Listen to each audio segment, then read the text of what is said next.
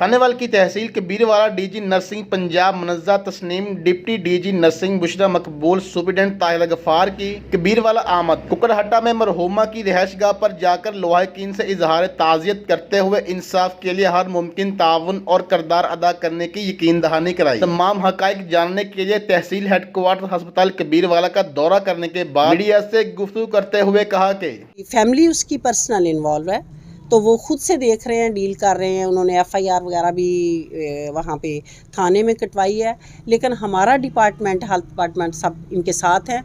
जहाँ पे उनको ज़रूरत होगी हमारी, तो हम इंशाल्लाह ज़रूर उनके साथ होंगे। तहसील हेडक्वार्टर अस्पताल कबीरवाला की हेड नर्स मेरा अनवर मरहूमा की मौत के मामले का जायजा लेने के लिए डीजी नर्सिंग पंजाब कबीरवाला पहुंची और अपनी आमद के फौरन बाद कबीरवाला के नवाही इलाका मरहूमा की रिहाइशगाह पर जाकर पुरसा और बच्चों के साथ इजहार अफसोस और हमदर्दी का इजहार किया और मामले की बाबत मालूमात हासिल की। इस मौका पर मरहूमा के शोहर खालिद महमूद से गुफ्तगू करते हुए यकीन दिलाया कि मरहूमा के साथ पेश आने वाले वाक़े की हकाइक की रोशनी में मेरिट पर इंसाफ के तकाज़ों को हर सूरत यकीनी बनाया जाएगा। इस सिलसिले में तमाम हमदर्दियाँ मरहूमा के साथ हैं।